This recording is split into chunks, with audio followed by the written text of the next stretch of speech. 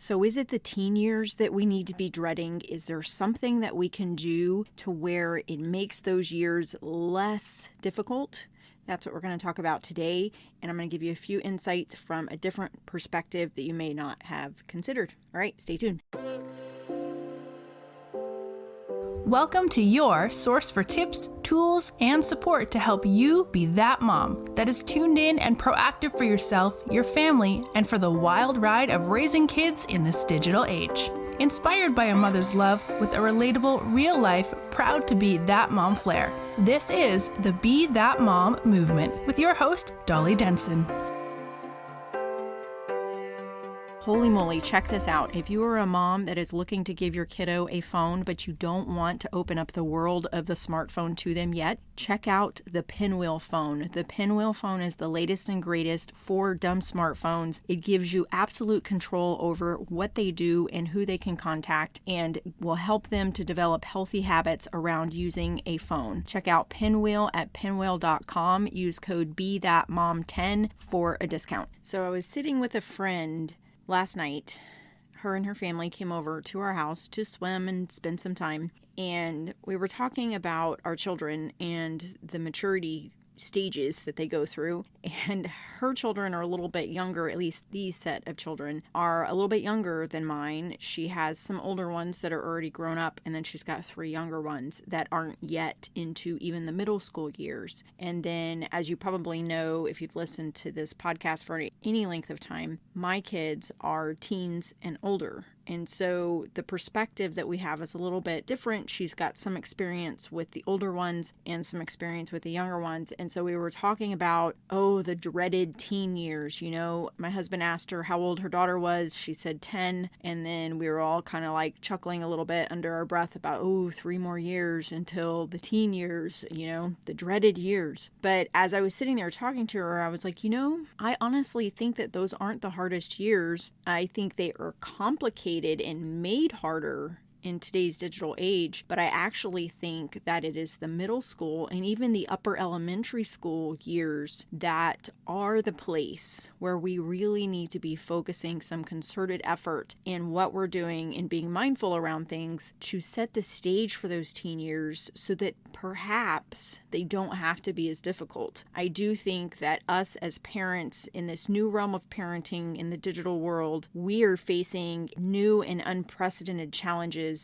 because of the impact and the influence of allowing our kids into the digital world and then not really having any guide or map to follow when it comes to giving these things. It was like we were a part of a massive experiment that's happened over the last 2 decades as the internet emerged and then all the digital things emerged. The internet expanded and became more pervasive, and we all thought it was benign, right? At least if you have kids that are my age, we didn't really know the impact or what was going to happen with that. And so it's like we've been part of a massive experiment. And so if you yourself are listening to this and just trying to get a grasp on things and your kids are younger, in the 0 to 10-year-old range, you have a leg up on this. And I would definitely band together with other moms that have older kids and have had their own struggles in this space so that together we can help navigate this better. And so the impact on our children can be in a more positive trajectory for the generations growing up now. So I definitely think if your kids are younger right now, in one sense it's harder because there's so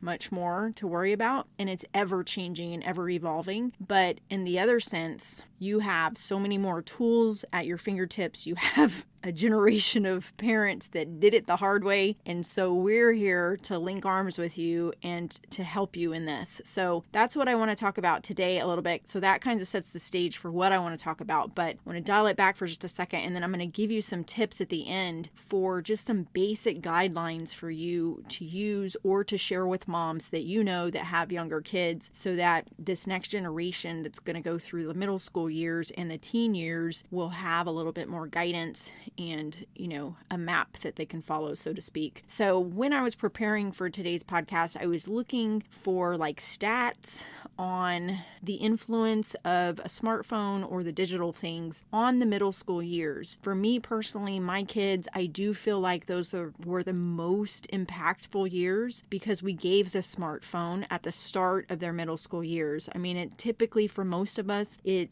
is that 6th grade year where they're going to be in more activities. They're going to be away from you more. They're going to be with their peers more. They all want to connect with their peers more. I mean, it's just like the age where we have to change how these decisions are made, and we have to spread the awareness that they're not benign. So I went in search of stats, something that could show me kind of what I'm thinking is true for those years. And I came across this study that was actually of children in Korea. And while I think that different countries have different things, and Korea's social setting with their children and their education system can be quite different from other countries, I will tell you that my podcast as a whole, when I look at the stats on where the listeners are from, I have listeners worldwide and in places I did not ever expect to have someone listening from. So wherever you're listening from, I believe we have a universal struggle that it doesn't matter what culture you're in or what setting you're in. We have a universal struggle when it comes to the digital things and the influence on our children. So I went ahead and looked through this study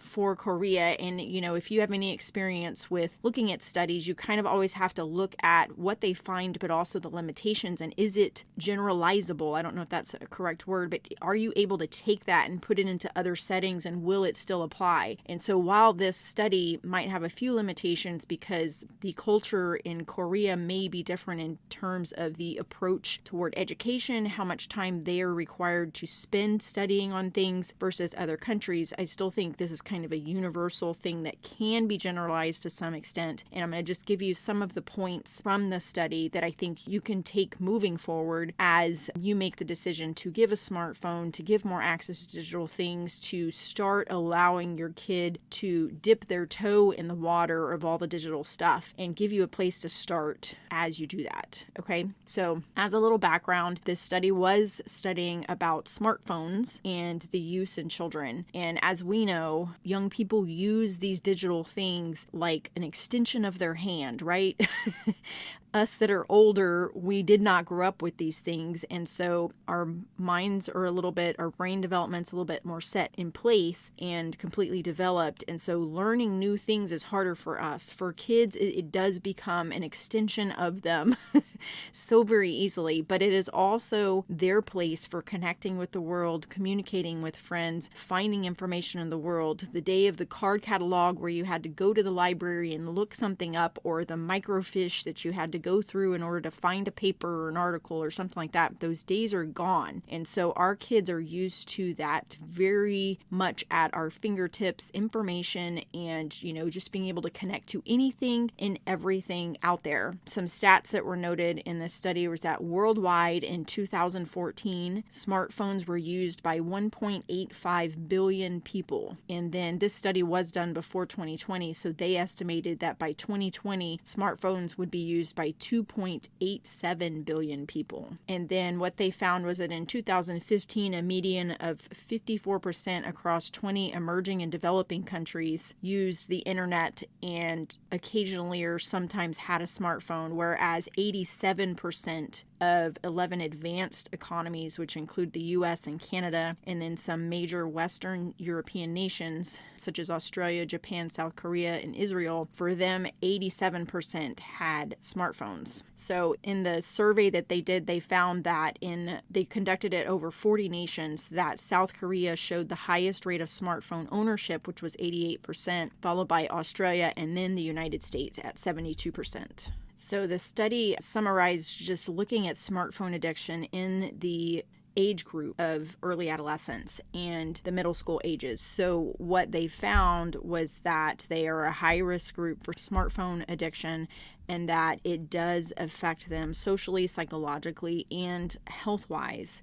So they did notice that it affects them in those ways, and it also affects them that once they are addicted to the phone, that it affects them when you remove it. So if you've listened to some of my episodes, I self-coined it the teen tantrum. So basically it is when their brain and just their activity in general gets used to that stimulation from a phone or from a game or something like that, that they will experience a withdrawal, like a true withdrawal, when you remove those things, when they have not become accustomed to regulating themselves or having time away from them if you're allowing them to have a ton of time on those things. So the study found that there are effects of allowing it too much and also effects when you withdraw it. So, of course, if you are already in the space of you have allowed this and now you're trying to course correct, they will survive the teen tantrum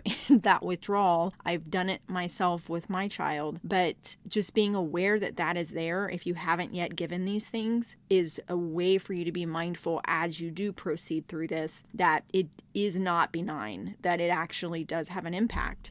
So when you can be aware of that, that's our starting point with all of this. So what they did find was that the children that they did study, they risk stratified them and different things like that. But I won't go into those details because I just want to stay with the most pertinent things that you can use today and moving forward with your kids. But they did notice that children that had prolonged use of their smartphones had more behavioral problems, such as nervousness, a more anxious temperament, and distraction, like mental distraction, not being able to focus on things. And this was seen more problematically when they had been given a cell phone or a smartphone at an earlier age versus when they were older. They also found that depression and anxiety can cause or be like I don't think I'm saying that right, but can be a factor in causing the addiction, but it also can be caused by the addiction. So you see there's this back and forth, kind of everything ties together somewhat in the influence of it.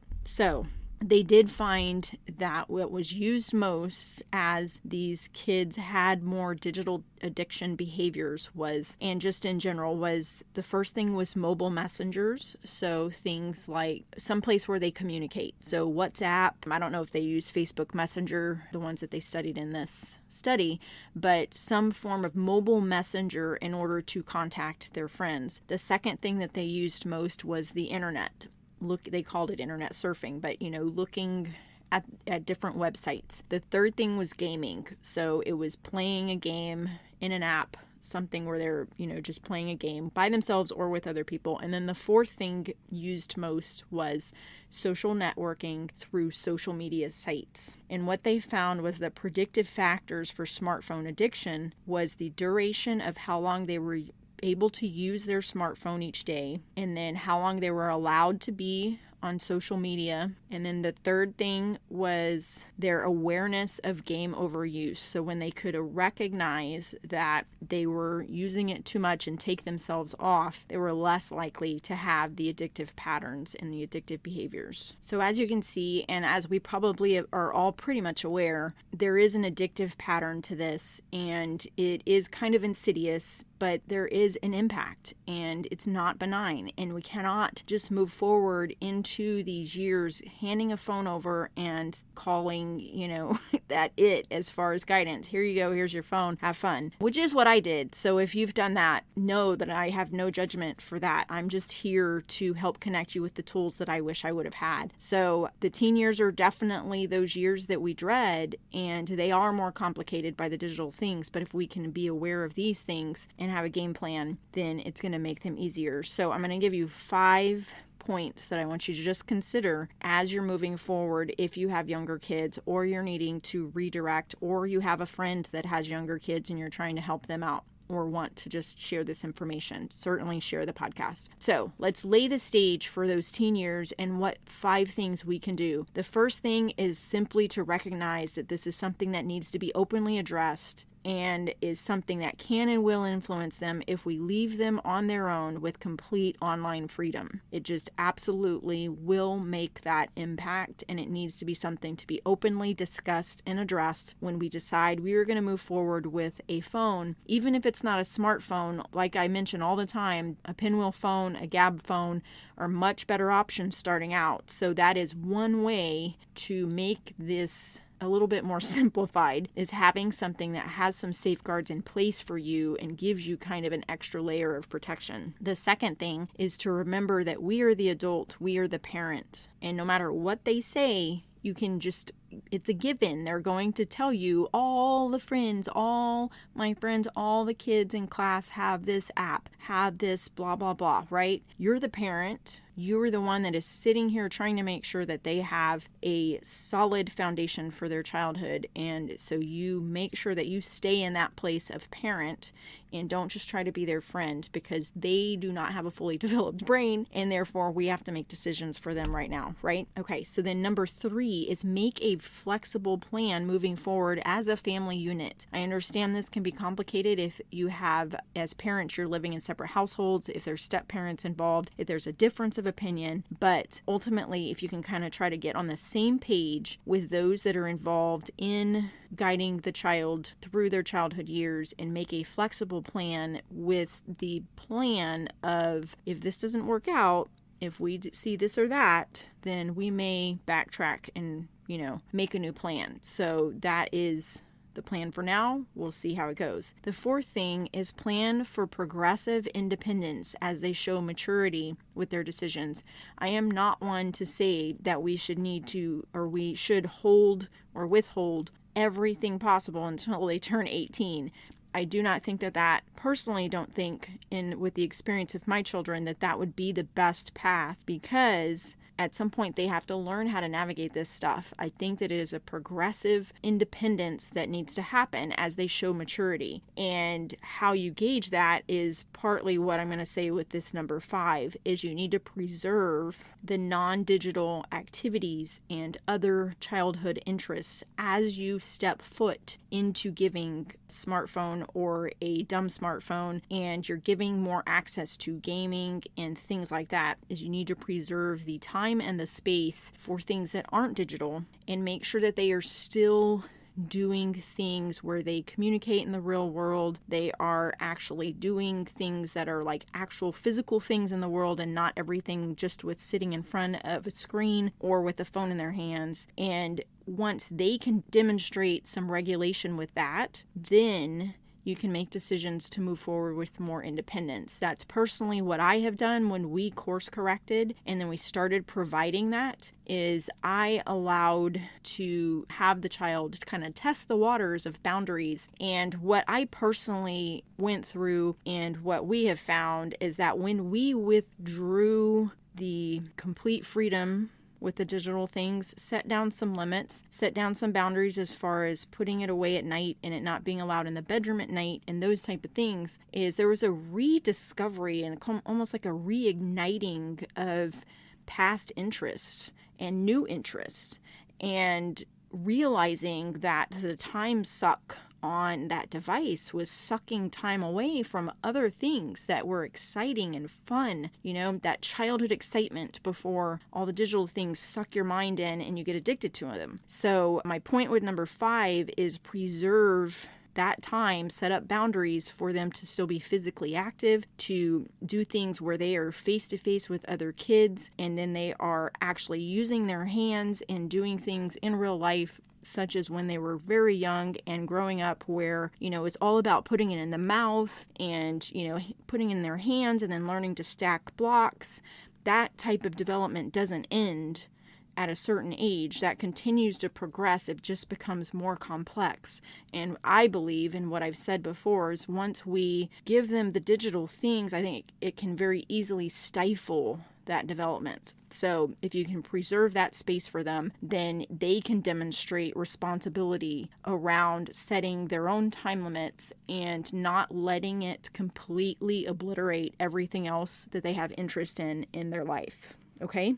So I hope you found that helpful with those 5 tips of things that you can use as you're moving forward. So ultimately, we can make it to where this raising a child in the digital world does not have to be an all uphill rocky road. They may not understand it completely. There may be times where they are very mad at you and they are convinced that you are a mean mom, and why do you have to be that mom?